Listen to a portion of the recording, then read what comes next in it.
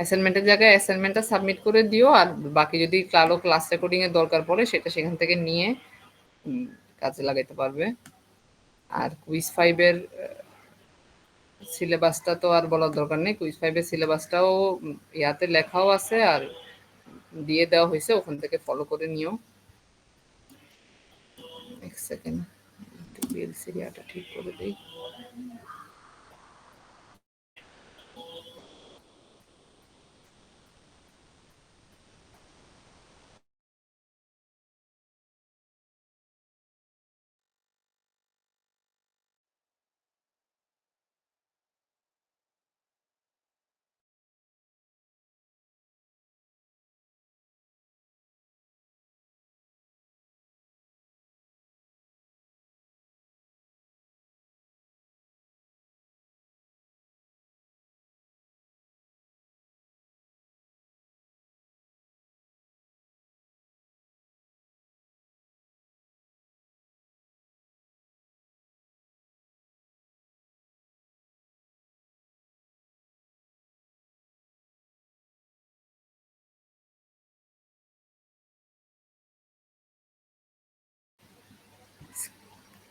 Screen কি দেখা যাচ্ছে?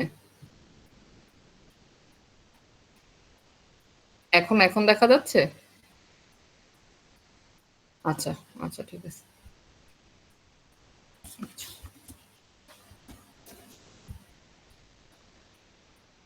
Class recording already section B করে পাঠাইছে, ওটা আমি দিয়ে দিব।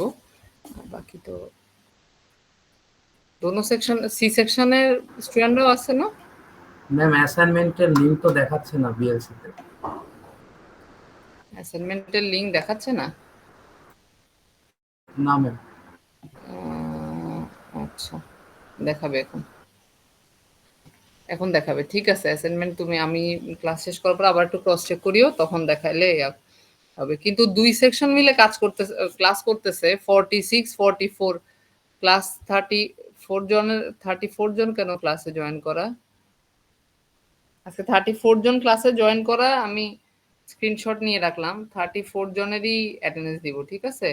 অনলাইন ক্লাস হচ্ছে, হ্যাঁ ঠিক আছে, অনেক ইয়ে আছে, কিন্তু অনলাইন ক্লাসও আমি দেখলাম যে সেকশন বিরও সেম অবস্থা, হ্যাঁ সেকশন এরও সেম অবস্থা। সেকশন এ না, সেকশন সি এর মনে হয় স্টুডেন্ট এমনি তো ওরা ক্লাসে জয়েন করেই কম, ফিজিক্যাল ক্লাসে। কিন্তু এগুলা তো ক্লাস কাউন্ট হবে, এবং সবচেয়ে বড় কথা হচ্ছে এটা তোমাদেরকে নিশ্চয়ই অ্যানাউন্সমেন্ট দেওয়া হয়েছে যে 60% অ্যাটেন্ডেন্স না থাকলে পরীক্ষা দিতে পারবে না, বলা হয়েছে না? এটা নিয়ে কিন্তু শেষ মুহূর্তে ইস্যু করবে। তাইলে যেহেতু অনলাইন ক্লাসগুলো হচ্ছে এবং আমরা এখানে টপিকগুলো ইয়া করতেছি, তাহলে কেন ক্রস চেক করে আমি এই কয়টি অ্যাটেন্ডেন্স দিব? তো এক একটা টপিক আছে, এগুলোর উপরে কোশ্চেন থাকবে। ফাইনালের কাছাকাছি সময়ে এসে টপিকগুলোকে গুছিয়ে পড়াচ্ছি মানে প্রত্যেকটাই আসলে দেখা যাবে যে ফাইনালের কোশ্চেনে থাকবে, সেভাবেই ঠিক করা হয়েছে। যাই হোক, আজকে আমরা চ্যাপ্টার 11-এ আমাদের আরো কিছু পড়ার সুযোগ আছে, আমরা যতটুকু পড়ছি তারপরেও আরো কিছু পড়ার সুযোগ আছে। তো ওইটা আমরা দেখি মানে মেইন জিনিসগুলো শেষ করার পরে কতটুকু যাইতে পারি সেটার পরে ডিসিশন নিব। আমরা আজকে যেটাতে চলে যাব সেটা কিছুটা থিওরিটিক্যাল চ্যাপ্টার, কিন্তু এটাও মানে অনেক কিছু মানে প্র্যাকটিক্যাল অনেক কিছু ইনফরমেশন জানার জন্য এই জিনিসটা লাগে। এবং তোমরা নিশ্চয়ই জানো যে আমাদের ফোর্থ ইয়ারে একটা বড় অংশ ডিবিডিসি ডেস্কোতে তোমার ইন্টার্নশিপ করে। তো ওরা তো ডিস্ট্রিবিউশন সেন্টার, সুতরাং ডিস্ট্রিবিউশন সেন্টার আসলে কেমন হয়, সেখানে কেমন থাকে, হ্যাঁ প্রায় সময় দেখা যায় যে ইন্টার্নশিপ করে আসার পরেও এই ইনফরমেশনগুলো থাকে না। এখন থাকে না কি কারণে, আমরা সাধারণত এই কথাটা বলতে খুব অভ্যস্ত যে আমরা প্র্যাকটিক্যালি আগে দেখি, তাহলে কিন্তু এটা মানে আমার এতদিনের এক্সপেরিয়েন্স বা আমার টিচিং এক্সপেরিয়েন্সকে যদি বলি, কোনো জিনিসের থিওরি ক্লিয়ার না হইলে তুমি যতই সেই জিনিস 100 বার প্র্যাকটিক্যাল দেখো, তুমি কিন্তু বেসিক তুমি হ্যাঁ আইডিয়া পাবা ঠিকই। এই জন্যই আমরা একটু টেকনিশিয়ান বা ইঞ্জিনিয়ারের মধ্যে কিছুটা ভাগ করতে পারি কিছু ক্ষেত্রে। হ্যাঁ, সবসময় হয় না, কারণ অনেক টেকনিশিয়ানরাও দেখা যায় যে কাজ করতে করতে তার থিওরিটিক্যাল নলেজটাকে সাউন্ড করে ফেলে।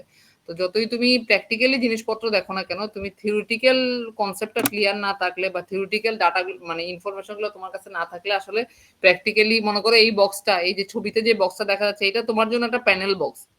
হ্যাঁ, কিন্তু প্যানেল বক্সে কি থাকা লাগবে, কেমন থাকা লাগে, কেমন স্ট্রাকচার হবে, এই থিওরিটি যার ক্লিয়ার থাকবে না, সে প্যানেল বক্স 10 বার খুলে দেখলেও আসলে বুঝতে পারবে না যে সেখানে কি আছে বা না আছে। তো ডিস্ট্রিবিউশন আমরা এতদিন যাবৎ কেবল, আন্ডারগ্রাউন্ড কেবল পড়তেছি, ওভারহেড কেবল পড়তেছি, সবই ডিস্ট্রিবিউশনের পার্ট। তারপরেও এতদিন পর্যন্ত আমাদের স্যাগ, তারপর স্ট্রিং ইফিসিয়েন্সি, তারপর আমি যদি বলি ইনসুলেশন লেয়ার, এগুলো সবকিছুই মোটামুটি কনসেপচুয়ালি টার্গেট ছিল ট্রান্সমিশনের ক্ষেত্রে। বিশেষ করে স্যাগ আমরা যখন পড়ছি, স্ট্রিং ইফিসিয়েন্সি বা ইনসুলেটর যখন পড়ছি, সবগুলোই মোটামুটি ট্রান্সমিশন কনসেপ্ট দিয়ে পড়ছি যে এত ভোল্টেজ বা এত ইয়া হবে, ঠিক আছে কিনা।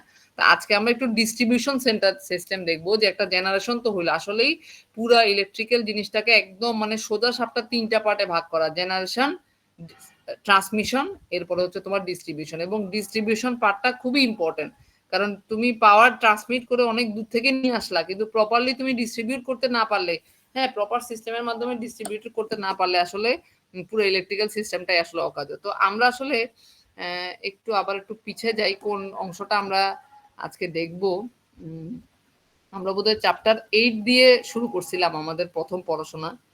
তো আমরা যদি আবার একটু চ্যাপ্টার 8 না 7 দিয়ে মনে হয় শুরু করছিলাম, হ্যাঁ 7 দিয়ে আমরা শুরু করছিলাম, এবং আমাদের মোটামুটি পড়ার প্রথম ডায়াগ্রামটাই ছিল এটা। হ্যাঁ, প্রথম ডায়াগ্রামটাই ছিল এটা, যে পুরো সিস্টেম। তো আমরা এতদিন ধরে অনেক ধরনের ট্রান্সমিশন লাইনের প্যারামিটার, হ্যাঁ, সেন্ডিং এন্ডের ভোল্টেজ, রিসিভিং এন্ডের ভোল্টেজ, বেসিক্যালি আমরা এতক্ষণ মানে লাস্ট ক্লাসগুলো পর্যন্ত ট্রান্সমিশন লাইন তার হিসাব নিকাশ করছিলাম। আজকে আমরা পড়বো আসলে এই জায়গাটা থেকে, যে 33 কেবি যখন 11 কেবি হয়, জেনারেশন কিন্তু সবসময় 11 কেবিতে, আমি বলছিলাম জেনারেশন সবসময় 11 কেবিতে। এরপরে ট্রান্সমিশনটা 33 কেবি হতে পারে, 66 কেবিতে হইতে পারে, 132, 230। ইন্ডিয়া থেকে আমরা যে লাইন আনতেছি সেটা 400 কেবি। আমাদের নিজস্ব জেনারেশন কোনোটা 400 কেবি না, আমাদেরটা 230 কেবি হাইস্ট জেনারেশন আসতেছে, সেটা 400 কেবি।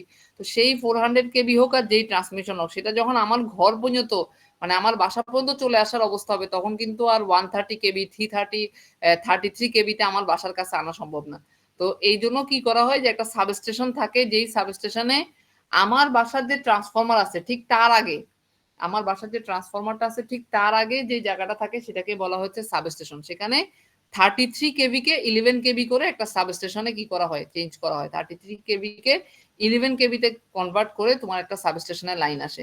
সেই সাবস্টেশন থেকে লাইন তোমার বাসার ট্রান্সফরমারে আসে। সেই বাসার ট্রান্সফরমার ওই 11 কেবি কে 400 ভোল্ট করে, 11 কেবি কে 400 ভোল্ট করে, এবং 400 ভোল্ট করে এরপরে তোমার বাসায় 3 ফেজ হলে 3 ফেজ, সিঙ্গেল ফেজ হলে সিঙ্গেল ফেজ লাইন আসে। তা আমরা আজকে এই জায়গাটা কেমন অবস্থা হয়, কিরকম হয়, সেই জিনিসগুলো একটু দেখার চেষ্টা করব। আবার যদি আমরা চ্যাপ্টার 12-এ চলে যাই,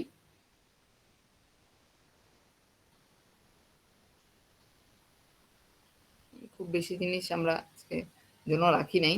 চ্যাপ্টার 12-এ যদি চলে যাই, যেখানে বলছে যে the part of power system which distribute electrical power local use is known as distribution system, ঠিক আছে কিনা। তো ডিস্ট্রিবিউশন সিস্টেমের 3টা মেইন পার্ট বলা হয়, তোমরা এক মানে নামগুলো অবশ্যই শুনছো সার্ভিস মেইন ছাড়া। একটা হচ্ছে ফিডার, একটা হচ্ছে ডিস্ট্রিবিউটর, আর একটা হচ্ছে সার্ভিস মেইন। একটা হচ্ছে ফিডার। ফিডার হচ্ছে আসলে সাবস্টেশন থেকে মেইন যে লাইনটা আসে, হ্যাঁ, এটা এখানে একটা ছবি দিয়ে সুন্দর করে দেখানো হয়েছে। এটা যদি আমি সাবস্টেশন বলি, সাবস্টেশন আবার বলি, সাবস্টেশন কোন জায়গাটা, অনেক দূর থেকে 33 কেভি লাইন আসছে জেনারেশন হয়ে, জায়গায় জায়গায় ট্রান্সমিশন চেঞ্জ করে অনেক দূর থেকে আসে, এসে মনে করো এই যে আমাদের আমাদের ঢাকাতে কিন্তু হাতির পুলেই, হাতির পুল মানে হাতির পুল থেকে বাটা সিগন্যালে যাওয়ার পথেই কিন্তু একটা ডিস্ট্রিবিউশন ইয়ে আছে, যারা দেখছো তারা বলতে পারবা 33/কেভি। যারা উত্তরা থাকো তারা উত্তরা 3 নাম্বার সেক্টর, মানে আমার পরিচিত জায়গাগুলো বলছে, আর তো সবার সামনে আছে, উত্তরা 3 নাম্বার সেক্টরের দিকে যাইতে সেখানে দেখতে পাবা 33 থেকে 11 কেবি সাবস্টেশন বলে এগুলাকে। তার মানে ওই জায়গাতে 33 কেবি ভোল্টেজকে 11 কেবি ভোল্টেজে কনভার্ট করে ওই সাবস্টেশনে আনা হয়, ঠিক আছে কিনা। এবং সাবস্টেশন থেকে মেইন যে লাইনটা, হ্যাঁ, মেইন লাইনটা বলতে আমি আসলে কি বুঝাইতে চাচ্ছি, সাবস্টেশন থেকে মেইন লাইনটা মানে হচ্ছে, মনে করো হাতিরপুলে তো সাবস্টেশন আছে, এরপরে ওইখান থেকে ওইখানে মেইন পাওয়ারটা চলে আসলো, এবার ওইখান থেকে মনে করো ধানমন্ডি এরিয়ার জন্য একটা লাইন, ওইখান থেকে ঢাকা ইউনিভার্সিটির জন্য একটা ফিডার, হ্যাঁ, ঢাকা ইউনিভার্সিটির ফিডার। ঢাকা ইউনিভার্সিটির ফিডার মানে বুঝো যে ঢাকা ইউনিভার্সিটির যে 10-12টা লাইন আছে, ওই ফিডার থেকে ওই লাইনগুলো যাবে। বাট প্রথমে ঢাকা ভার্সিটির কাছে যে ট্রান্সফরমারটা আছে সেই ট্রান্সফরমার পর্যন্ত আসবে, তাহলে সেটা একটা ফিডার। মনে করো এইখানে ধানমন্ডি এলাকা, এখানে একটা ফিডার, ঠিক আছে কিনা। আর তারপর আমি যদি বলি পিছন দিকে, তাহলে মনে করো বাটা সিগন্যালের জায়গাটা হইতে পারে, বা নিউ মার্কেটের সাইডে, নিউ মার্কেট এটা একটা ফিডার। তাহলে মেইন সাবস্টেশন থেকে এইরকম ফিডার গুলা যাবে, এবং ওই ফিডার থেকে পরবর্তীতে মানে ফিডার হয়ে ধানমন্ডিতে আসলো 11 কেবি, একটা ট্রান্সফরমারের কাছে এসে 11 কেবি থেকে 440 হইলো, এরপরে 440 হওয়ার পরে যে তিনটা ফেজ বের হয় এ বি সি, সেটা মনে করো স্কয়ার হসপিটালের কাছাকাছিতে একটা ফেস আছে, বসুন্ধরা যে সিটি সেখানে একটা ফেস আছে, তারপর মনে করো শুক্রবারের দিকে আরেকটা ফেস আছে, এরপরে ফেজ ভাগ হয়। তাহলে সাবস্টেশন থেকে প্রথমে ফিডার আসে, সেই ফিডার থেকে পরে ফেজ ভাগ হয়, ঠিক আছে কিনা। তো ফিডারের ভিতরে কখনো কোনো ট্যাপিং থাকে না, এই কথাটা বুঝো। ফিডারের ভিতরে কোনো ট্যাপিং, ট্যাপিং ওয়ার্ডটা কি কারো মনে আছে, বা কোথাও শুনছো এরকম মনে আছে? ট্যাপিং কোথায় থাকে? ম্যাম যেখানে ম্যাম সব মানে সব কেবল একসাথে যুক্ত হয়। নো নো নো নো, ওই ট্যাপিং না, ওই ট্যাপিং না। ট্রান্সফরমারের ট্যাপিং শুনছো কিনা কেউ?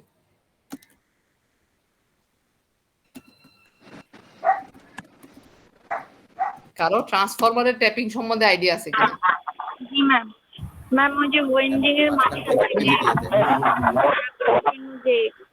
যে পোর্শনটা থাকে, মানে পুরোটা একটা পোর্শন থাকে, আবার উইন্ডিং কমানোর জন্য সোজা বাংলায় কি বলতে পারি, যে আমার কাছে 10টা কয়েল আছে, হ্যাঁ একটু এটা বন্ধ করতে, আমার কাছে 10টা কয়েল আছে, আমি একদম প্রথম কয়েল থেকে 10টা কয়েলের মাথা পর্যন্ত একটা আউটপুট নিতে পারি, তাহলে মনে করো 12 কথা 24 ভোল্ট পাওয়া যাবে। ছোট ট্রান্সফরমার তো দেখাই যায় 24 ভোল্ট পাওয়া যাবে। আর 5টা থেকেও আরেকটা লাইন বের করতে পারি, তাহলে 12 ভোল্ট পাওয়া যাবে। তাহলে একই ট্রান্সফরমারের সেকেন্ডারি ব্যবহার করে জাস্ট কয়েলের মাঝখানে একটা ট্যাপ করে দিয়ে আমি কি করতে পারি, 24 ভোল্টও আউটপুট আকারে নিতে পারি, 12 ভোল্টও কি করতে পারি, আউটপুট আকারে নিতে পারি। কথাটা বোঝা গেছে? তাহলে এই ট্রান্সফরমারের ভিতরে জায়গায় জায়গায়, এটা আমার আজকে একটু ক্লিয়ার করলাম এই কারণে, আসলে সামনেও আমাদের লাগবে সিঙ্গেল ফেজ। এই যে জাস্ট এই ছবিটা, হ্যাঁ, যে আমি এখানে একটা ভোল্টেজ নিলাম, আমি যদি পুরা কয়েল মানে 2 থেকে শুরু করে 3 এই বরাবর ধরে যদি আউটপুট নেই, তাহলে আমি 120 প্লাস 120 240 ভোল্টেজ পাবো, তার মানে 7966 কে 240 ভোল্টে কনভার্ট করে পাবো। আবার চাইলে আমি শুধু এতটুকু নিয়ে কি করতে পারবো, 120 ভোল্টও ব্যবহার করতে পারবো, কারণ ট্রান্সফরমার যেহেতু থাকে সাইজিং করা থাকে, কিন্তু যেহেতু ফিডার থেকে 11 কেবি আসতে হবে, এই জন্য ফিডারের যে লাইন, ফিডারের যে ট্রান্সফরমার লাইন, সেখানে কিন্তু কোনো ধরনের ট্যাপিং থাকবে না। এই যে লিখছে দেখো, জেনারেলি নো ট্যাপিং আর taking from the feeder, that current is remain same throughout, যাতে কারেন্টটা সেম থাকে এবং 11 কেবি ভোল্টেজের ভিতরে কোনো যেন ভাগ না আসে। এই জন্য ফিডারের যে লাইন, সেখানে কিন্তু কোনো ট্যাপিং থাকে না। তাহলে ফিডার ডিজাইন করার সময় আসলে তার কারেন্ট ক্যারিং ক্যাপাসিটিটাকে মাথায় রাখতে হয়, যেহেতু একটা বড় ফিডার আসবে, তার আন্ডারে অনেকগুলা লোড থাকবে, সুতরাং ফিডার ডিজাইন করার সময় মাথায় রাখতে হয় যে আমার কত কারেন্ট ড্র হইতে পারে, সেই সাইজের কেবল চুজ করা হয়েছে কিনা। আচ্ছা, ফিডার দিয়ে চলে আসলো, ছবিতে দেখতে পাচ্ছ ফিডার দিয়ে চলে আসলো। ফিডার দিয়ে চলে আসার পরে এই যে একটা কানেক্টিং বাস বার হবে, যেখানে মানে ফিডার এসে লাগবে এবং সেই জায়গা থেকে 3 ফেজ যাবে, যেই বাস বারটা, যে মেইন ফিডার এসে লাগলো এবং সেখান থেকে এ বি সি তিনটা ফেজ ভাগ হবে, সেই যে জিনিসটাই যেখানে নাম দেওয়া হয়েছে এ বি সি ডি, এটাকে বলা হয় ডিস্ট্রিবিউটর। ডিস্ট্রিবিউটর কিছুই না, ডিস্ট্রিবিউটর আসলে ধরে নিতে পারো একটা বাস বার, যেখানে ফিডারের লাইনগুলো এসে কানেক্ট হবে এবং সেখান থেকে সার্ভিসে যাবে। আর এরপরে ফিডার থেকে যে তিনটা করে ফেজ বের হবে, সেই ফেজগুলোকে বলা হয় সার্ভিস মেইন। তো ডিস্ট্রিবিউশন সিস্টেমকে আসলে মানে বেসিক পার্টি হচ্ছে ফিডার, তারপরে একটা ডিস্ট্রিবিউটর থাকবে, ডিস্ট্রিবিউটর থেকে মেইন সার্ভিসের লাইনগুলো যাবে। ডিস্ট্রিবিউটরের ভিতরে ভোল্টেজ কম বেশি হইতে পারে, ডিস্ট্রিবিউটরের ভিতরে ভোল্টেজ কম বেশি হইতে পারে, কিন্তু সেখানে ভোল্টেজ রেগুলেটর লাগায় কি করা হয়, ওই ভোল্টেজটাকে একটা নির্দিষ্ট লিমিটের মধ্যে রাখা হয়। একটু পরে আমরা সেটাও একটু দেখবো। আর ক্লাসিফিকেশন যদি বলি, খুবই সিম্পল। হ্যাঁ, ক্লাসিফিকেশনের মধ্যে প্রথমটা হচ্ছে nature of current, AC distribution হচ্ছে নাকি ডিসি ডিস্ট্রিবিউশন হচ্ছে, টাইপ অফ কনস্ট্রাকশন, ওভারহেড লাইনের মাধ্যমে ডিস্ট্রিবিউশন হচ্ছে নাকি আন্ডারগ্রাউন্ড সিস্টেমের মাধ্যমে ডিস্ট্রিবিউশন হচ্ছে। আর লাস্ট ওয়ান যেটা আমরা এই দুইটা তো আমাদের আসলে জেনারেল, এখানে পড়ার কিছু নাই। লাস্ট যেটা আমরা দেখবো এই আন্ডারে, সেটা হচ্ছে স্কিম অফ কানেকশন।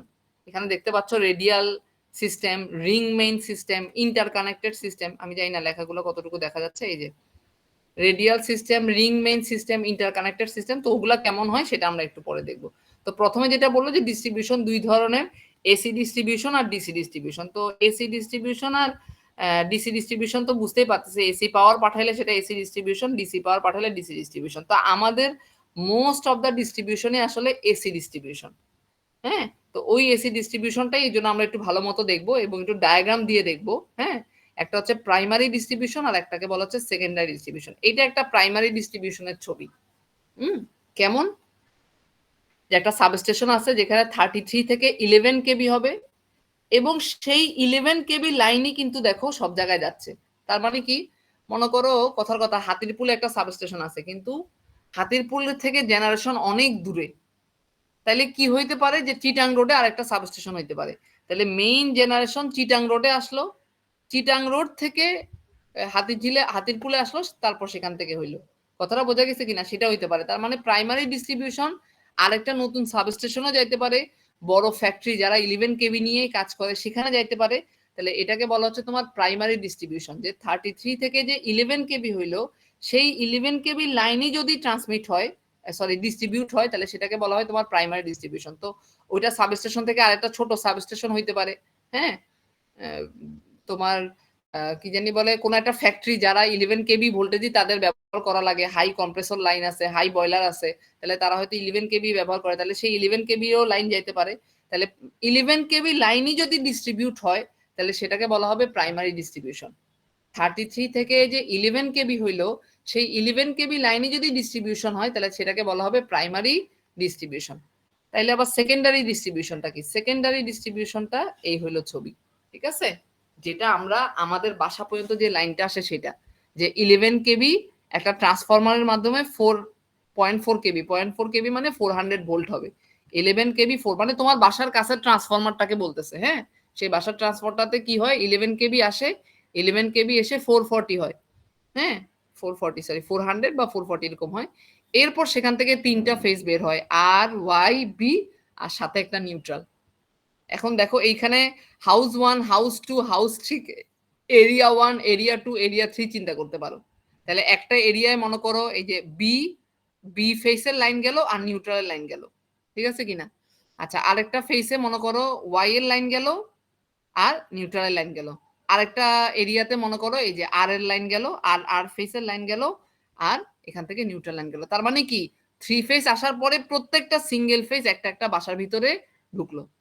হ্যাঁ, এখন এই বাসার ভিতরে ঢুকার পরে এরপরে একটা 400 ভোল্টের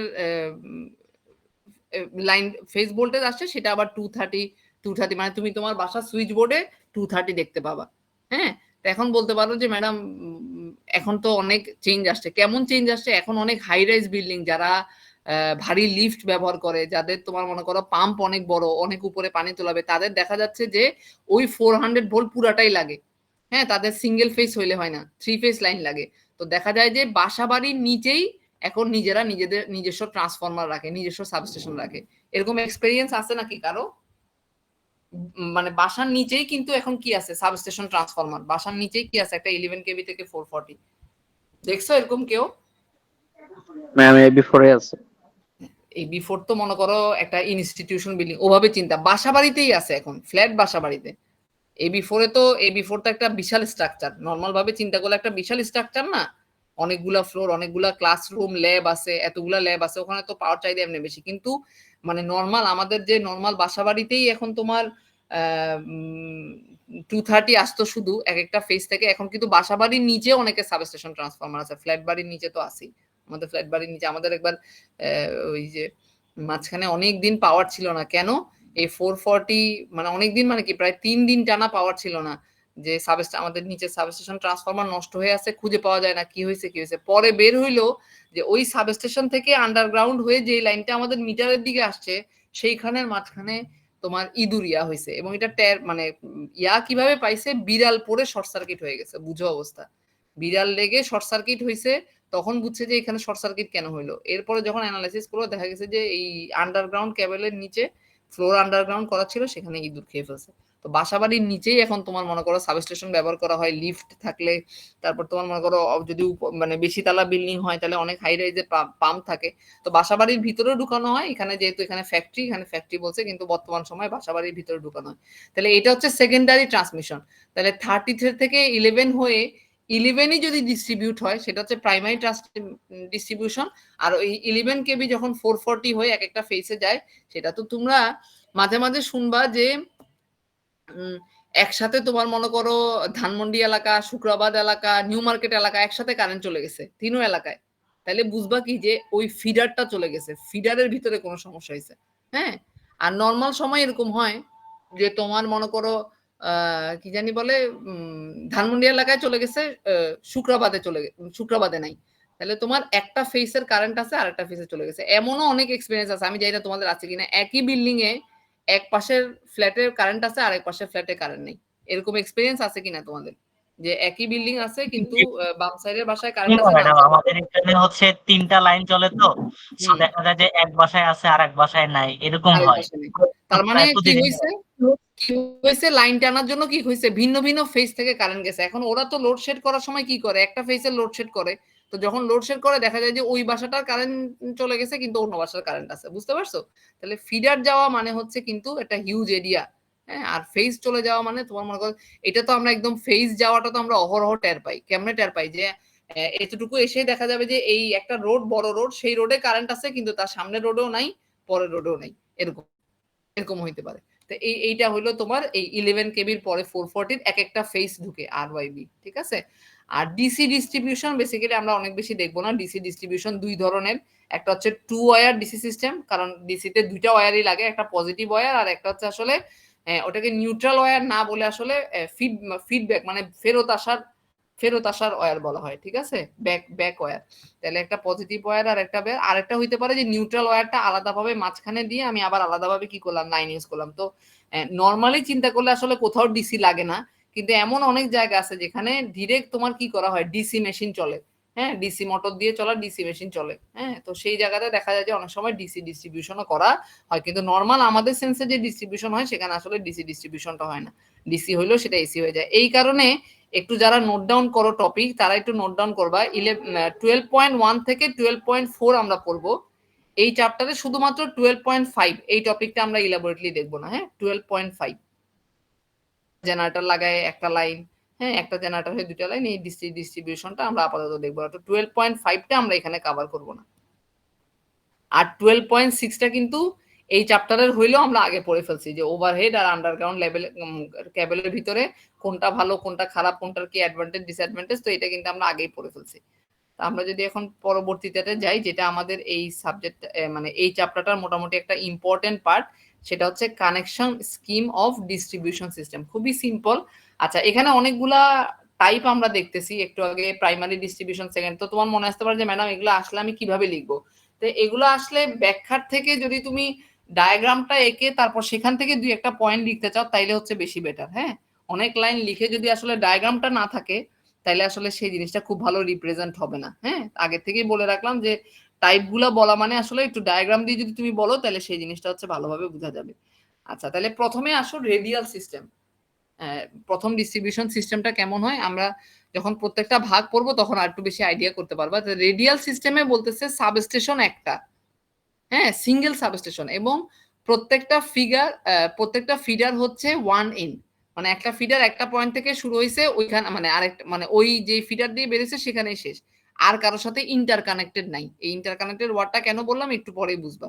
তার মানে একটা সাবস্টেশন, এবং সেই একটা সাবস্টেশন থেকে যেই ফিডার বেরিয়েছে সেই ফিডার গুলা থেকে যে ডিস্ট্রিবিউটররা বেরিয়েছে সেটা একটা ইন, মানে ডিস্ট্রিবিউটর গুলা সরি ফিডার গুলোর ভিতরে ইন্টারকানেক্টেড কথাটা এরকম হবে না, ডিস্ট্রিবিউটর গুলোর মধ্যে আর কোনো ইন্টারকানেক্টেড নাই, হ্যাঁ। যে মনে করো একটা ফিডার থেকে লাইন গেছে, সেই লাইন থেকে যতগুলা সম্ভব ততগুলা জায়গাতে কারেন্ট গেছে, সেখান থেকে আর অন্য কোনো আরেকটা ফিডারের সাথে কোনো লাইন কানেক্টেড করবে এরকম নাই।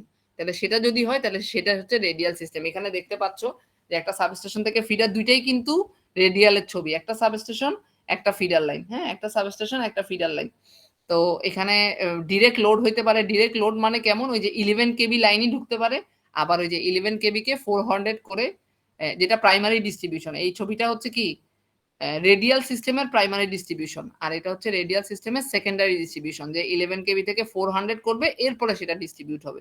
তো সাবস্টেশন থেকে দিলে 11 কেবিও হইতে পারে ফিডারের মাধ্যমে, সেটা একটা ডিস্ট্রিবিউশন, আবার 440 দিয়ে হইতে পারে। তাহলে এটাকে বলা হচ্ছে রেডিয়াল সিস্টেম। তাহলে পরেরটাতে যাই, আইডিয়া করতে পারবো পরেরটা কি। আচ্ছা, এটা যেটা অসুবিধা হচ্ছে যে কোনো কারণে যদি একটা ফিডারের ভিতরে কোনো ফল্ট হয় তাহলে ওই ফিডারের সাথে কানেক্টেড কোনো লোডই কিন্তু আর পাওয়ার পাবে না। তো বারবার বললাম ফিডার মানে কিন্তু বিশাল এরিয়া, হ্যাঁ, ফিডার মানে কিন্তু বেশিয়াল এরিয়া। তো রেডিয়াল সিস্টেমের ভিতরে যদি তোমার দেখা যায় যে সাবস্টেশন থেকে যে ফিডার লাইন আসছে, মেইন যে লাইনটা বের হইছে ৩টা ফেসে ভাগ হওয়ার জন্য, ৩টা ফেসে ভাগ হওয়ার জন্য মেইন যে লাইনটা বের হয়ে আসছে সেটা যদি হয়, তাহলে দেখা যায় যে সেখানে তোমার যদি কোনো প্রবলেম হয় তাহলে ওই ফিডারের আন্ডারে যারা আছে তারাই মোটামুটি পাওয়ার পাবে না। হ্যাঁ, এবং মানে রিলায়েবিলিটি খারাপ হবে। এবং যেটা সমস্যা হচ্ছে যেটা দেখা যায় যে লো ভোল্টেজ যদি হয় আর সাবস্টেশনের খুব কাছাকাছি যদি লোড হয়, সেই ক্ষেত্রে তোমার এই রেডিয়াল সিস্টেমটা সাধারণত ব্যবহার করা হয়। যে কোনো একটা সাবস্টেশন আছে, তার খুব কাছাকাছি যদি কোনো লোড থাকে, তাহলে সেই লোডে বড় একটা লোড আছে, মনে করো 5টা ফ্যাক্টরি একই এলাকায় আছে একটা সাবস্টেশনের থেকে খুব কাছাকাছি, হ্যাঁ, বা ওই সাবস্টেশনটা বানানোই হয়েছে ওই 5টা ফ্যাক্টরিকে পাওয়ার দেওয়ার জন্য, তাহলে সেই ক্ষেত্রে তোমার সিঙ্গেল ফিডার লাইন দিয়ে তোমার রেডিয়াল সিস্টেম ব্যবহার করে লাইনটা করা হয়। ঠিক আছে? আচ্ছা, যদি পরেরটাতে যাই, পরেরটা কি রিং মেইন। তো ডায়াগ্রামটা দেখলেই আইডিয়া করতে পারতেছো যে সাবস্টেশন থেকে ফিডার বের হয়েছে, ফিডার বের হওয়ার পরে যে ডিস্ট্রিবিউটররা বের হয়েছে তারা সবাই কিন্তু একটা একটার সাথে কানেক্টেড। ঠিক আছে? ডিস্ট্রিবিউটররা একটা একটার সাথে কানেক্টেড, হ্যাঁ, এবং সেইখান থেকে ডিস্ট্রিবিউটর থেকে তারপর আলাদা আলাদা ভাবে লাইন গেছে। তাহলে প্রত্যেক এখানে যেমন এই যে ডিস্ট্রিবিউটররা সিঙ্গেল এন্ড, এই ডিস্ট্রিবিউটরের সাথে পাশের ডিস্ট্রিবিউটর, মানে করো এই ফিডার থেকে যদি কোনো ডিস্ট্রিবিউটর লাইন বের হয়, এই ডিস্ট্রিবিউটর আর এই ডিস্ট্রিবিউটরের ভিতরে কিন্তু কোনো লাইন কানেক্টেড নাই। কিন্তু এখানে কি হয়েছে পরেরটাতে, আচ্ছা, এই সাবস্টেশন থেকে প্রত্যেকটা ফিডার। তো এই ছবি এইটার ইয়াটা হচ্ছে যে এখানে যদি কোনো ফল্টও হয় তাইলেও কিন্তু এই যে এম যে পজিশন, সেই পজিশনে কিন্তু কারেন্ট বন্ধ হবে না। এই পথ দিয়ে কিন্তু তখনও সে কি হইতে পারবে, পাওয়ার পাইতে থাকবে। তো আমি লাস্ট ক্লাসটা যখন নিতেছিলাম তখন দেখা গেছে যে কিছুটা কনফিউশন এরকম অ্যারাইজ হয়েছে যে এক সেকেন্ড,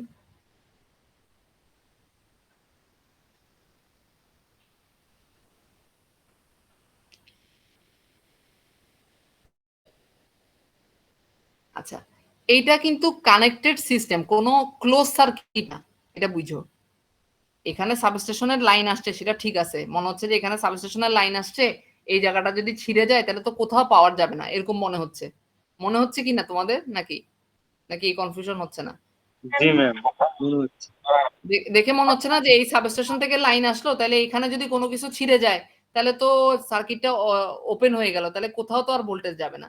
কিন্তু আসলে স্ট্রাকচারটা এইভাবে আঁকলো, এই স্ট্রাকচারটা আসলে এমন না। স্ট্রাকচারটা কেমন আমি যদি একটু তোমাদেরকে দেখাই, স্ট্রাকচারটা বেসিক্যালি মনে করো এই যদি হয় ডিস্ট্রিবিউটর,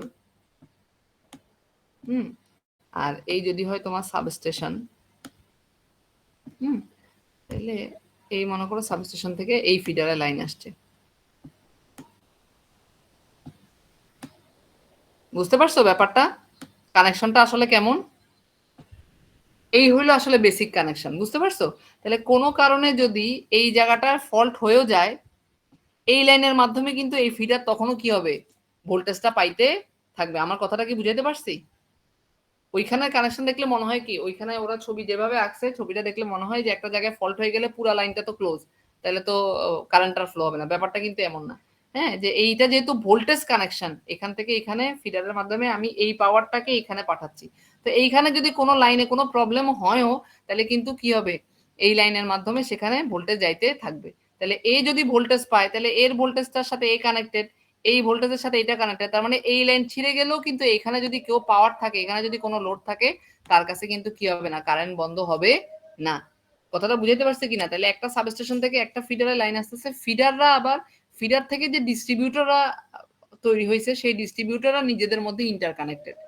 তাহলে যেটা হবে যে একটা ফিডার থেকে একটা ডিস্ট্রিবিউটর হয়ে যদি একটা ডিস্ট্রিবিউটর যদি একটা সার্ভিস মেইনে লাইন নাও পাঠাইতে পারে, আরেকটার মাধ্যমে তারা যেহেতু কানেক্টেড, তাহলে এইখানে যে পাওয়ার আছে সেই পাওয়ারের, এখন এটা নিয়েও কোশ্চেন উঠছে, তাহলে ম্যাডাম তাহলে কি আমার পাওয়ার তো বেশি মানে কমে গেছে, একটা লাইন দিয়ে যেহেতু আমি পাওয়ার পাঠাতে পারতেছি না, তাহলে ওই পরিমাণ পাওয়ার তো কমে গেছে। হ্যাঁ, ওই পরিমাণ পাওয়ার কমে গেছে। তোমার কাছে 5টা ফ্যান আছে, তুমি 5টা ফ্যান চালাইতে পারবে না, কিন্তু 5টাই অফ হয়ে থাকবে এমন হবে না, তুমি চাইলে 2টা চালাইতে পারবা। আমার কথাটা বুঝাতে পারছি? এটা তো ঠিক যে আমার একটা পাওয়ার ট্রান্সমিশন লাইন যদি কোনো কারণে ছিঁড়ে যায়, ডিসকানেক্টেড হয়ে থাকে, তাহলে ওই পরিমাণ পাওয়ার তো আমি পাঠাইতে পারবো না। হ্যাঁ, অন্য লাইন দিয়ে যে আমি ওই পরিমাণ পাওয়ার পাঠিয়ে দিব সেটা তো আর সম্ভব না, কারণ কারেন্ট নিতে হবে, ভোল্টেজ নিতে হবে। তো তোমার যেটা কিন্তু সুবিধাটা যেটা হচ্ছে যে 5টা ফ্যানের ভিতরে 5টা ফ্যানই আমার অফ হয়ে করে রাখতে হবে না, যে কোনো 2টাও আমি চালাতে পারবো। তার মানে একদম সার্ভিস অফ হয়ে থাকবে না। তাহলে এটাকে বলা হচ্ছে রিং, ম্যাম যেহেতু রিং তাহলে তো এর ম্যাম হুম এখানে বলো। লোডশেডিং করার ঝামেলা, সরি কি করা ঝামেলা? লোডশেডিং এর সমস্যা হবে না, যেহেতু আমার একটা লাইন অফ করে দেওয়ার পর উপর সেটা চলতেছে। আচ্ছা, এই যে কথাটা তুমি বললা, হ্যাঁ তোমারটা তাহলে তুমি নিজেই আস্তে আস্তে একে তো হচ্ছে লোডশেডিং তো কমন হইতেই থাকে। তা আমাদের বাংলাদেশ চিন্তা করলে আবার লোডশেডিং বেশি কমন, অন্য দেশের চিন্তা করলে হয়তো যাদের কাছে মানে অনেক বেশি জেনারেশন আছে তাদের কাছে লোডশেডিং কমন না। কিন্তু তুমি আমাকে একটা কথা, যে আমার এখানে একটা লোড আছে, হুম, কথার কথা 5 মেগাওয়াটের, একটু বুঝো কিন্তু, হ্যাঁ 5 মেগাওয়াটের, আমি এই লাইন দিয়ে এই লাইনটাকে কেমন বানাবো, কতটুকু পাওয়ার নিতে পারে বানাবো এই লাইনটাকে? 5 মেগাওয়াটের যে বেশি। এটা তো তুমি একমত না 5 মেগাওয়াটের থেকে বেশি? জি ম্যাম। তাহলে আমি যদি দেখি যে আমার ওই ফিডারটা ডিসকানেক্ট হয়ে গেছে, ঠিক আছে কিনা, তাহলে আমি কি এক্সেস পাওয়ার পাঠাইতে পারবো না? তাহলে ওই ফিডারের সাথে একে তো যেহেতু একটা ফিডার সমস্যা হয়েছে, এটা তো বুঝতেই পারতেছো যে ওখানকার লোডে ডিস্টার্ব হবেই, ওখানকার লোড অফ রাখতে হবে। কিন্তু তোমার কাছে যদি কোনো কম্পালসারি লোড থাকে, যেমন ওই ফিডারের আন্ডার একটা হসপিটাল আছে, তাহলে সেই হসপিটালটাকে অফ করে রাখতে হবে না। আমার কথা কি বুঝাইতে পারছি? লোডশেড তোমার একটা ফিডার দিয়ে তোমার কাছে পাওয়ার আসতেছিল, সেই ফিডারটা নষ্ট হয়ে বসে আছে, তাহলে তোমার পাওয়ার ইন্টারাপশন হবে না? অবশ্যই ইন্টারাপশন হবে। কথাটা বোঝা গেছে কিনা? কিন্তু জি ম্যাম। তোমার ইন্টারাপশন হইলেও আমার কি হবে, মিনিমাম পাওয়ার পাঠাইতে হবে। এছাড়াও আমি আরো একটা কথা বলি, এছাড়াও মনে করো কোনো ফল্ট হয় নাই, এরপরেও তো মেনটেনেন্সের কাজের দরকার পড়ে না? যে পয়েন্টটা আমরা এখানে দেখতে পাবো যে SLM of the feeder can be isolated for repair, at the same time continuity supply is maintained through the consumer through, মানে S থেকে M এ যাওয়ার পরটা অফ হয়ে গেছে, কিন্তু SRQPONM হয়ে যে পথটা, সেই পথটা যেহেতু কানেক্টেড আছে, তাহলে সেই পথের মাধ্যমে কিন্তু সব কনজিউমার কি হবে, পাওয়ার পাইতে থাকবে। তো শুধু ফল্ট হওয়া কেন আমার, তার মানে রিং মেইন সিস্টেমটা বানাবার উদ্দেশ্য কি, যে প্রত্যেকটা ফিডারকে আমি ইন্টারকানেক্টেড রাখলাম, কোনো কারণে যদি আমার ফিডারের ভিতরে ফল্ট হয়, তাহলে আমি তোমাকে তোমার যদি সামান্য কনফিউশনও থাকে সেটাকেও ক্লিয়ার করে দেই। যে মনে করো এই লোডটা চলে তোমার মনে করো 3 মেগাওয়াটে, কথার কথা আমি বললাম 3 মেগাওয়াটে চলে, তাহলে এটা 5 মেগাওয়াট, তুমি কথার কথা মনে করো এখানে আরো 1 মেগাওয়াট বেশি যাওয়ার মতো করে লাইন, এখানে আরো 1 মেগাওয়াট বেশি যাওয়ার মতো করে লাইন, এখানে আরো 1 মেগাওয়াট বেশি যাওয়ার মতো করে লাইন, তাহলে এই 3 যদি বেশি দাও তাহলে একে চালানো যাবে না? যাবে। তার মানে রিং মেইন সিস্টেমটা ডিজাইনই এই কারণে করা হয়েছে যে শুধু ফল্ট না, কোনো কারণে যদি আমার কোনো ফিডারের মেইনটেনেন্সও করার দরকার পড়ে, তাইলে আমি তাকে শার্ট করে অন্য ফিডারের মাধ্যমে তাকে পাওয়ার পাঠায় ওই ফিডারটাকে কি করতে পারবো, মেইনটেনেন্স করতে পারবো। কথাটা বোঝা গেছে? জি ম্যাম। ক্লিয়ার কিনা ব্যাপারটা? আচ্ছা, এটার পরে লাস্ট যেটা দেখবো, যেটা এই জায়গায় বললাম যে এই জায়গাটা আসলে এই জিনিসটাই ইম্পর্টেন্ট, আমরা যেটা বললাম এরপর তো দেখতে পাচ্ছ লোড আছে। লাস্ট যেটা, সেটা হচ্ছে একদম রিয়েল ইন্টারকানেক্টেড সিস্টেম। হ্যাঁ, এখন পর্যন্ত আমরা যেই কয়টাই দেখছি, এটাতে যেমন দেখছি ফিডার থেকে যে ডিস্ট্রিবিউটর তারা ডিসকানেক্টেড, কিন্তু সাবস্টেশন আছে একটা সাবস্টেশন। এখানে দেখা যাচ্ছে ইন্টারকানেক্টেড কিন্তু সাবস্টেশন একটা। ইন্টারকানেক্টেড সিস্টেমটা দেখো, দুইটা সাবস্টেশনের আন্ডারে যে ফিডারগুলো আছে তাদেরকে একসাথে কি করে দেওয়া হলো, ইন্টারকানেক্টেড করে দেওয়া। তার মানে রিং সিস্টেম তো আছেই ডিস্ট্রিবিউটরের ভিতরে, অলরেডি ফিডারগুলো কি আছে, রিং সিস্টেম করে এনার্জাইজ করা আছে, সেখানে সাবস্টেশনও কি আছে, দুইটা। তার মানে যে বললাম আরো বেশি রিলায়েবিলিটি, যে কোনো কারণে একটা সাবস্টেশনে যদি কোনো ইস্যু হয়ও, তাহলে আরেকটা সাবস্টেশনের মাধ্যমে সবার কাছে কি করা যাবে, পাওয়ার করা যাবে। এখন এই যেটা বললাম যে হ্যাঁ একটা সাবস্টেশন আমার অফ হয়ে আছে, একটা পাওয়ার প্ল্যান্ট আমার অফ হয়ে আছে, তাহলে কি আমি সব লোড চালাতে পারবো?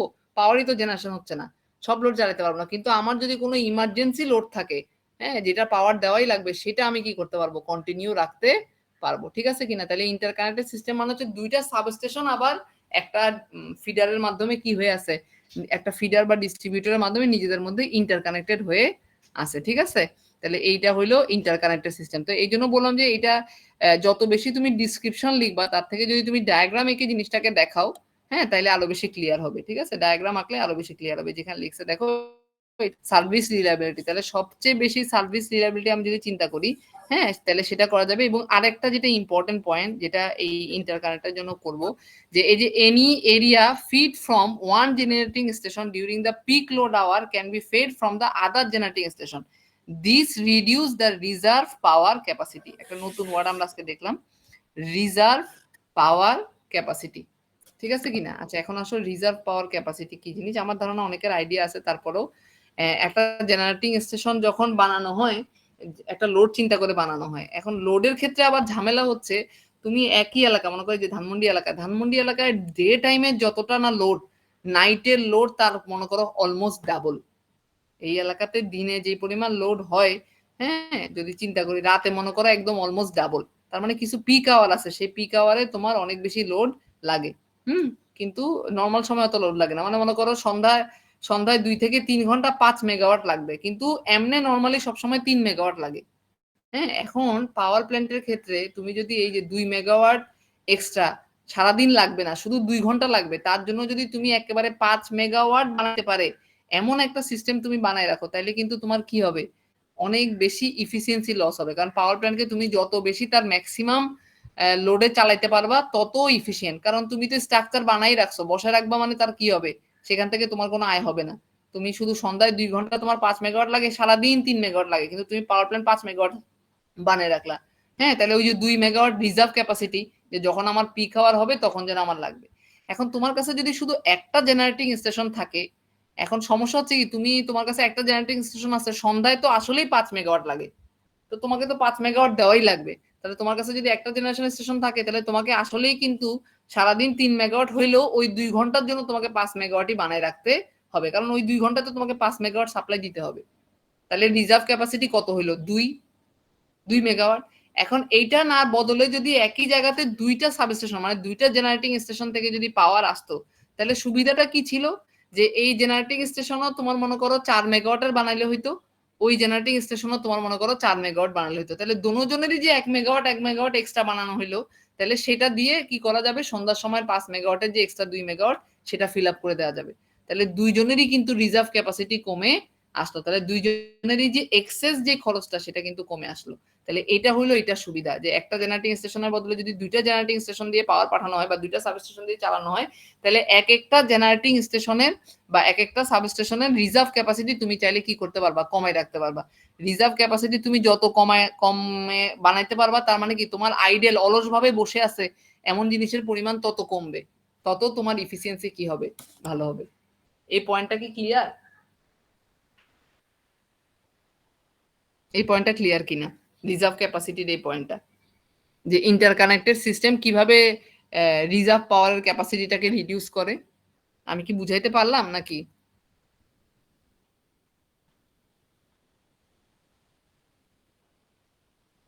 আমি কি ক্লাসে আসি না নাই? ম্যাম এটা ক্লিয়ার, বাট আগে একটুখানি কনফিউশন ছিল। যেমন ম্যাম যেটা হচ্ছে রেডিয়াল সিস্টেম, সেটাতে হচ্ছে ফিডার গুলো ইন্টারকানেক্টেড না, এক একটা ফিডার থেকে এক একটা ডিস্ট্রিবিউটরের কাছে গেছে, তাই তো? ফিডার গুলো হ্যাঁ ইন্টারকানেক্টেড না, প্লাস এরকম সাউন্ড হচ্ছে কেন, ফিডার থেকে যে ডিস্ট্রিবিউটররা আছে তারা ইন্টারকানেক্টেড না, মানে এক একটা ফিডার থেকে এক একটা ডিস্ট্রিবিউটরের কাছে গেছে, তাদের মধ্যে রিংমেন সিস্টেমে কি ব্যাপারটা এরকম যে সবগুলো ফিডার একটা বাস বারে কানেক্ট হচ্ছে, সেখান থেকে আমি ডিস্ট্রিবিউটরদের কাছে পাঠাচ্ছি?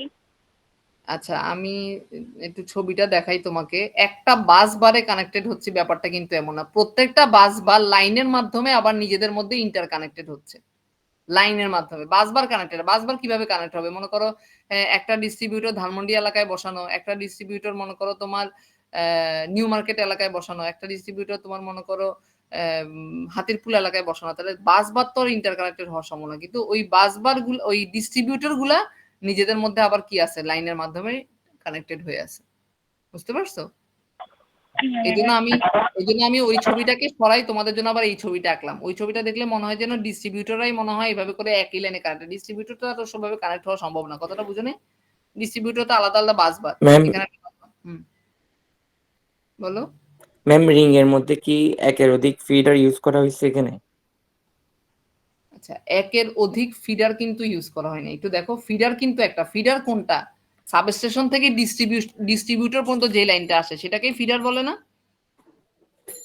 জি ম্যাম, কিনা জি ম্যাম, বুঝছি। বুঝতে পারছো? একটা মানে শুনো, আমি আবার একটা কথা বলি, এর মানে এই না যে তুমি রেডিয়াল সিস্টেমটাকে আমরা খারাপ বলছি। রেডিয়াল সিস্টেমও কিন্তু একটা ডিস্ট্রিবিউশন সিস্টেম। আমরা যেমন এখানে একটু আগেই বললাম যে তোমার মনে করো এই ফিডার দিয়ে আসতেছে, এই কোনো কারণে তোমার মনে করো এই ডিস্ট্রিবিউটরের কাছে কোনো ঝামেলা হয়েছে, হ্যাঁ, এই ডিস্ট্রিবিউটরের যে লাইন ফিডার থেকে গেছে সেখানে কোনো ঝামেলা হয়েছে, তাহলে কি করা যাবে, যে অন্য লাইন দিয়েও কি করা যায়, মানে আমি যদি রেডিয়ালের ছবিটা দেখাই তাহলে একটু ক্লিয়ার হবে। এই যে মনে করো এই ফিডার থেকে যে ডিস্ট্রিবিউটরের লাইনটা গেছে, এই লাইনে মনে করো কোনো প্রবলেম হয়েছে এই লাইনটাতে, হ্যাঁ, তাইলে তোমার রিং মেন সিস্টেমের সুবিধা হচ্ছে কি যে আরেকটা ডিস্ট্রিবিউটর দিয়েও যেহেতু লাইন কানেক্টেড আছে তাহলে পাওয়ার পাওয়া যাবে। কিন্তু মনে করো মেইন ফিডারে যদি কোনো ঝামেলা হয়, মেইন ফিডারে, যেটা একটু আগে বললাম যে মেইন ফিডারে যদি কোনো সাবস্টেশন, একটা সাবস্টেশন থেকে যে আসতেছে সেই মেইন ফিডারে যদি কোনো ঝামেলা হয় তাহলে কিন্তু রিং মেন আবার পুরাটাই বন্ধ হয়ে থাকবে। বুঝতে পারছো? যেমন রেডিয়ালে ওটা হওয়ার সম্ভাবনা কম, কারণ রেডিয়ালে সবার কি ইন্ডিভিজুয়াল ফিডার, এই ফিডারের সমস্যা হলে এই ফিডারের শুধু সমস্যা, যেহেতু আবার ডিস্ট্রিবিউটররা লাইনে কানেক্টেড না, বুঝছি ম্যাম। একসাথে অনেক লোড অফ হয়ে থাকবে, ব্যাপারটা এমন হবে না। কথাটা বোঝা গেছে কিনা? যেটার আবার সলিউশন হচ্ছে ইন্টার কানেক্টেড, যে দুইটা সাবস্টেশন থেকে আলাদা আলাদা ফিডারের লাইন হয়ে কি হলো, ডিস্ট্রিবিউটরের যে কথাটা ডিস্ট্রিবিউটর না, এটাও তুমি ফিডারই বলতে পারো, কারণ ফিডারের গায়ের থেকে যেটা বের হয় সেটা হচ্ছে ডিস্ট্রিবিউটর, ঠিক আছে? সাবস্টেশন থেকে যে লাইনগুলো এসে কানেক্টেড হয় সেটা হচ্ছে ফিডার, ফিডারের গায়ের থেকে 11 কেবি নিয়ে যে লাইনগুলো বের হয়ে আসে তারা হচ্ছে ডিস্ট্রিবিউটর, ঠিক আছে? মানে আমি আবার একটু বলি যে সাবস্টেশন যেখানে 33 কেবি থেকে 11 কেবি বানানো হয় সেটা সাবস্টেশন। এই 11 কেবি লাইন যখন বের হয়ে আসে সেটা হচ্ছে ফিডার বা কানেক্টেড লাইন। এখন এই 11 কেবি লাইন আবার 440 হওয়ার জন্য যখন আলাদা হয় তখন সেটা হয়ে যায় কি ডিস্ট্রিবিউটর, ঠিক আছে? জি ম্যাম, মানে এই হলো ব্যাপার আর কি। ফিডারে মানে ডিস্ট্রিবিউটরের লাইন বাইর হওয়ার আগ পর্যন্ত তুমি এই জিনিসটাকে ফিডারও বলতে পারো, ফিডার লিও ইনকানেক্টেড বলতে পারো, তাহলে কোনো একটা অফ হয়ে গেলে একটা অফ হবে না, এরকমটাই। ম্যাম একের অধিক সাবস্টেশন মূলত কোথায় ইউজ করা হয়? না, একের অধিক কোথায় ইউজ করা হয় ব্যাপারটা এরকম না। একের অধিক অনেক জায়গাতেই এরকম হয় যে তোমার মনে করো একটা জায়গা, এটা তো তুমি ঢাকারই তোমার মনে করো উদাহরণ হিসেবে নিতে পারো, যে ঢাকাতে তোমার মনে করো জেনারেশন স্টেশন গুলো তো আমাদের বাসার কাছাকাছি না, অনেক দূরে, হ্যাঁ, অন্য অন্য শহরে বা অন্য অন্য মনে করো যারা তোমার মনে করো শীতলক্ষা বা ব্রাহ্মণবাড়িয়া সাইডে আছে তাদের ওখানে একটা জেনারেটিং স্টেশন হলে সেখান কাছ থেকে সাবস্টেশন বা এগুলোর কাছাকাছি ডিস্টেন্স। কিন্তু তুমি যদি ঢাকায় চিন্তা করলে আসলে এক একটা জেনারেটিং স্টেশন অনেক দূরে, তাহলে ওই দূরে জেনারেটিং স্টেশন গুলা থেকে সাবস্টেশনে আসে, সেই সাবস্টেশন থেকে আবার ভাগ হয়ে এদিকে আসে। তো দেখা যায় যে তোমার মনে করো একই ইয়াতে দুইটা জায়গায় সাবস্টেশন করে তাদের মধ্যে ইন্টারকানেক্টেড করে দেওয়া হয় যাতে পাওয়ারের রিলায়েবিলিটি কি হয়, বাড়ে, অনেক বেশি বাড়ে। এখন মনে করো কাছাকাছি একটা জেনারেটিং স্টেশন, তার থেকে একটা সাবস্টেশন হইলো, সেই সাবস্টেশন থেকে আবার লোডে আসলো, এটা হইতে পারে। কিন্তু জেনারেটিং স্টেশন যখন অনেক দূরে, যখন শহরের কাছাকাছি শুধু সাবস্টেশনই আছে, তখন সাবস্টেশন গুলো কি হয়, নিজেদের মধ্যে ইন্টারকানেক্টেড হয়ে যায়। বুঝতে পারছো? জি ম্যাম, বুঝছি। যাতে যাতে একটা সাবস্টেশন কোনো কারণে মেইনটেনেন্স বা কোনো কাজের মানে দরকার পড়লে অন্য সাবস্টেশনের মাধ্যমে কিন্তু যাতে পাওয়ার সাপ্লাইটা কি করা যায়, কন্টিনিউ রাখা যায়, ঠিক আছে? আচ্ছা, এখন আর আমাদের তেমন আসলে কোনো টপিক নেই, যেটা বললাম যে এই জায়গাটার কিন্তু 12.7 এটাকে খুব ইম্পর্টেন্ট দিয়ে ডায়াগ্রাম সহ ভিতরে লেখাগুলো সহ একটু দেখতে হবে, ঠিক আছে? কোনো কনফিউশন থাকলে সেটাও ক্লিয়ার করতে হবে। কিন্তু ওই যে যেটা বললাম, আমি আবার একটু এই ডায়াগ্রামটা আরেকবার একটু দেখাইনি, যেটা বললাম যে এটাকে তুমি যদি মানে এইটাকে তুমি যদি লাইন কানেক্ট করো, এটা বলার কোনো কারণ নাই যে এরা এইভাবে কানেক্টেড, বোঝানোর মানে হচ্ছে একেবারে রিয়েল কানেক্টেড। বুঝতে পারছো? কানেক্টেড মানে আসলে কি লাইনের মাধ্যমে কানেক্টেড, হ্যাঁ, লাইনের মাধ্যমে। ডিরেক্ট যে তোমার মনে করো ফিডার আর ফিডারের লাইন একসাথে একই ট্রান্সফরমারের গায়ের থেকে হয়ে গেছে, ব্যাপারটা এমন না। এসে ওরা আবার ট্রান্সমিশন মানে লাইনের মাধ্যমে কি নিজেদের মধ্যে কানেক্টেড, ঠিক আছে? আচ্ছা, এখন ম্যাম রিজার্ভ পাওয়ার সিস্টেমটা একটু আবার বললে বেটার হয়। আবার বললে বেটার হয়, তাহলে আলোচনার মধ্যে বলতে হবে আর কি। যেটা আমি বুঝাতে চাইছিলাম যে মনে করো কোনো একটা এলাকা মানে কি, যে কোনো এলাকা তুমি যদি ধরো, সেই এলাকাতে সারাদিন একই রকমের লোড থাকে না, লোড ভ্যারি করে। সকালবেলা এক ধরনের লোড থাকে, দুপুরের দিকে হয়তো আবার একটু বাড়ে, হ্যাঁ, বিকালের দিকে আবার কমে যায়, সন্ধ্যায় আবার বাড়ে, রাত হইতে হইতে আবার একটু কমে আসে, এরকম। তো দেখা যায় যে তোমার মনে করো আমি যদি একটা এলাকা চিন্তা করি, দেখা যাবে যে দুপুরবেলা মনে করো 11টা থেকে 1টা এরকম একটা টাইম, আর সন্ধ্যার সময় মনে করো 6টা থেকে 9টা এরকম একটা টাইম। এই সময় লোড মনে করো অলমোস্ট 2-3 গুণ থাকে, যে মনে করো 5 মেগাওয়াট থাকে কথার কথা, কিন্তু আর বাকি সারাদিনই মনে করো 3 মেগাওয়াট থাকে। এখন যেহেতু তোমার সন্ধ্যায় 5 মেগাওয়াট থাকে, তাহলে তো তুমি 3 মেগাওয়াটের পাওয়ার প্ল্যান্ট বানাইলে হবে না, তোমাকে 5 মেগাওয়াটেরই বানাইতে হবে, কারণ সন্ধ্যায় তো তোমাকে সাপ্লাই দিতে হবে। সারাদিন তুমি 3 মেগাওয়াট দিলে কি হবে, সন্ধ্যায় তো তোমাকে 5 মেগাওয়াট দিতে হবে। তাহলে ওই যে 2 মেগাওয়াট, এইটা হচ্ছে ওই পাওয়ার প্ল্যান্টের রিজার্ভ ক্যাপাসিটি। ওই পাওয়ার প্ল্যান্টের মনে করো রিজার্ভ ক্যাপাসিটি, যে সারাদিন বসে রিজার্ভ থাকে, ওই যখন লাগে তখন সেই 5 মেগাওয়াট দেয়। কিন্তু সমস্যাটা হচ্ছে কি, যে এই যে তুমি সারাদিন 2 মেগাওয়াট বসায় রাখছো, 2 মেগাওয়াট তৈরি করতেছো না। ফুয়েল দিয়ে চিন্তা করলে কোনো সমস্যা নাই, যে ফুয়েল আমার কম লাগতেছে, কিন্তু স্ট্রাকচার তুমি তো 5 মেগাওয়াটের স্ট্রাকচার বানায় রাখছো, কিন্তু সেই স্ট্রাকচারের মধ্যে মাত্র 3 মেগাওয়াটের জন্য তুমি তাই পুরো স্ট্রাকচারটাকে ব্যবহার করছো, কারণ বাকিটা তো আছে, বাকিদের পিছিয়ে যে তুমি ক্যাপিটাল টাকা খরচ করছো সেটা তো আছে, কিন্তু সেই টাকা তো তুমি সারাদিনে যে 3 মেগাওয়াট বিক্রি করতেছো সেখান থেকে তুলতে পারতেছো না, কারণ তোমার 5 মেগাওয়াট তৈরি হচ্ছে না। তাহলে 2 মেগাওয়াট এক্সট্রা। এখন মনে করো যদি এরকম হইতো যে 2টা সাবস্টেশন বা 2টা জেনারেটিং স্টেশন থেকে একই জায়গায় পাওয়ার দেওয়া হচ্ছে, তাহলে সুবিধাটা হইতো কি, যে এই যে তোমার মনে করো 5 মেগাওয়াট লাগে, হ্যাঁ, তো 3 রিজার্ভ পাওয়ার মেগাওয়াট, সিস্টেমটা আরো কম লাগবে। হ্যাঁ আরো কম লাগবে। ওই যে 2 মেগাওয়াট, তাহলে একটা পাওয়ার প্ল্যান্টকে 2 মেগাওয়াটের সিস্টেম বানায় বসা রাখলে হবে না। আমি 1 মেগাওয়াট বানাবো, পাশের বুঝছি জন ম্যাম। মনে করো 1 মেগাওয়াট, তাহলে ওদের দুইজনের এক এক দিয়ে 2 মিলে যাবে। তাহলে দুজনেরই শুধুমাত্র 1 মেগাওয়াটকে সারাদিনের জন্য বসায় রাখা লাগতেছে। হ্যাঁ, তো এখন শুনলে মনে হবে যে 1 মেগাওয়াটকে বসায় রাখতেছে, অসুবিধা কি, ফুয়েল তো আর লাগতেছে না।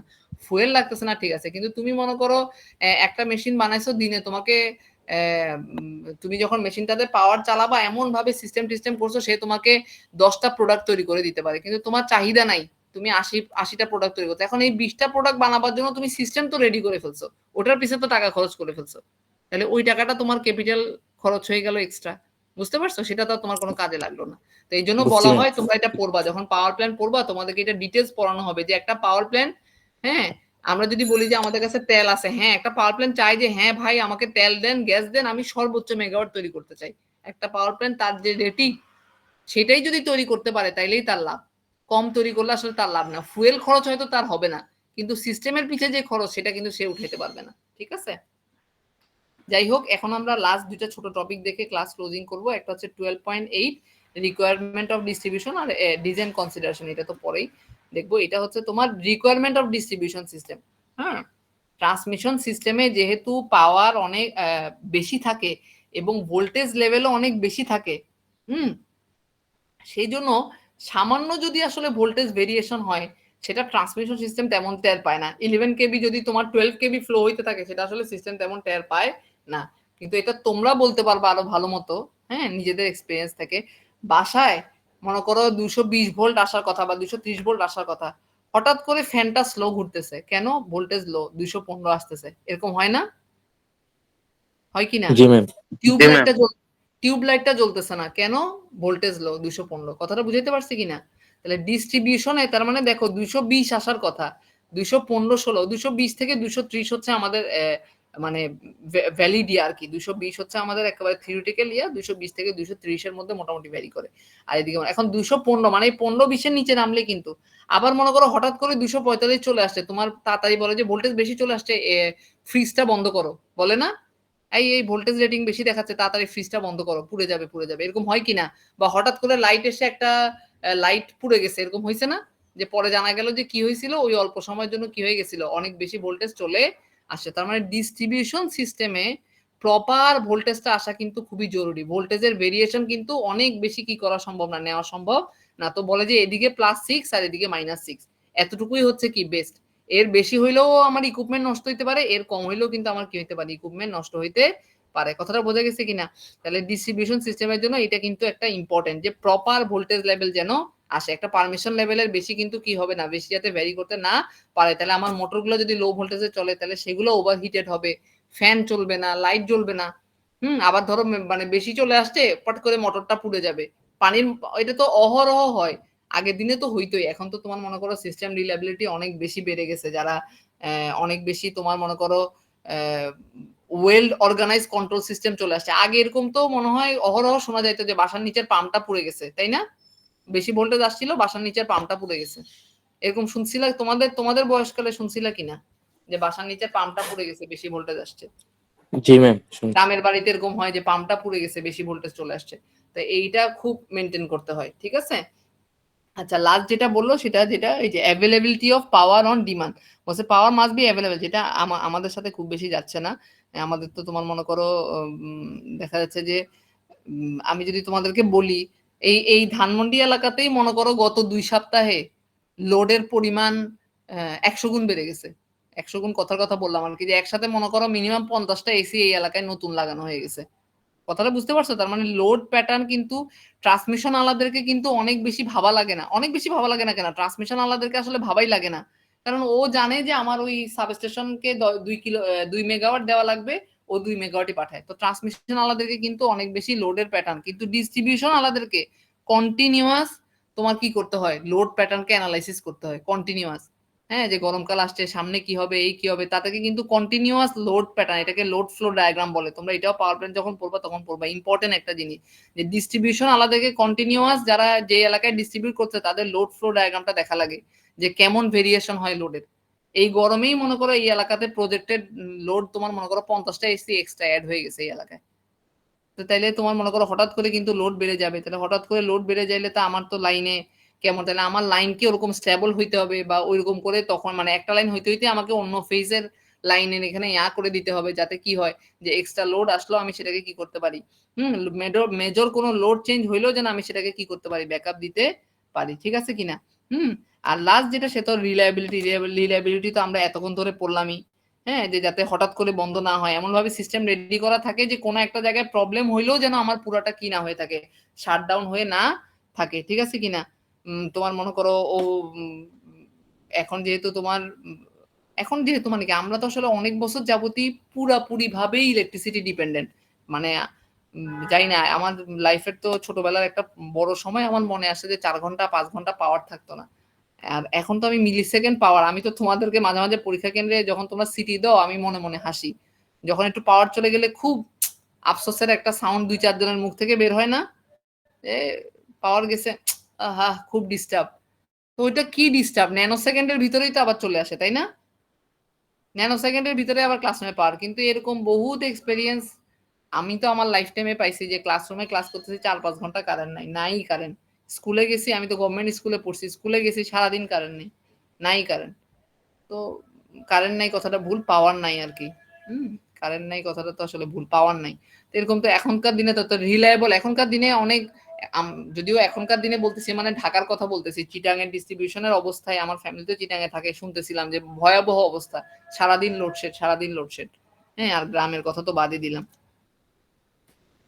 যাই হোক, আর লাস্ট যেটা সেটা হচ্ছে ডিজাইন কনসিডারেশন, ফিডার আর ডিস্ট্রিবিউটর। যেটা বললাম যে ফিডারের ক্ষেত্রে কারেন্ট ক্যাপাবিলিটিটা আমাকে মাথায় রাখতে হবে, যেহেতু বললাম যে হঠাৎ করে লোড বেড়ে যেতে পারে। ধানমন্ডি এলাকাতে একটা ফিডার দিয়ে পাওয়ার পাঠাইতো, একটা কারেন্ট রেটিং ছিল, হঠাৎ করে এই যে গরমের কারণে অনেক এসি বেড়ে গেছে, তাহলে অনেক লোড বেড়ে গেছে, অনেক কারেন্ট ড্র বেড়ে গেছে। তাহলে অবশ্যই কারেন্ট ক্যানিং ক্যাপাবিলিটি আছে কিনা সেটা বেশি ইম্পর্টেন্টলি দেখতে হবে। ওটার ভিতরে ভোল্টেজ কতটুকু ড্রপ হচ্ছে সেটা, কারণ যেহেতু 11 কেবি আসতেছে, একটু ভোল্টেজ ড্রপ হইলেও সেটা নিয়ে তেমন মাথা ঘামাবে না। আর ডিস্ট্রিবিউটর যদি হয় তাহলে সেটার ডিজাইন এমন ভাবে চিন্তা করতে হবে যে সেখানে যেন কি হয়, ভোল্টেজ ড্রপ অনেক কম হয়, কারণ ডিস্ট্রিবিউটর থেকে যেহেতু 400 যাবে, সেখানে একটু ভোল্টেজ কম হইলে সেটা কি হবে, ইম্প্যাক্ট করবে। ঠিক আছে? তাহলে 12.9 এটা দিয়ে আমাদের এই চ্যাপ্টারের ক্লোজিং। এখানে কিন্তু কোশ্চেনও দেওয়া আছে কিছু, চাইলে দেখে নিতে পারবা। তাহলে 12.5 মনে হয়, 5 ছাড়া মোটামুটি বাকি সবকিছু এই চ্যাপ্টার থেকে দেখতে হবে। যেগুলো আমরা একটু কাইন্ড পড়াইছি সেগুলো একটু কি করতে হবে, একটু ডায়াগ্রাম আকারে দেখতে হবে। হ্যাঁ, যেগুলো আমরা ডায়াগ্রাম দিয়ে পড়াইছি সেগুলো একটু ডায়াগ্রাম আকারে দেখতে হবে। দেখো কারো কোনো কোশ্চেন আছে কিনা, কোশ্চেন কি আছে কারো?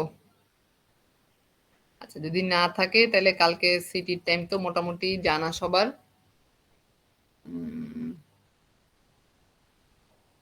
একটু অ্যাটেন্ডেন্সটা নিয়ে নেই।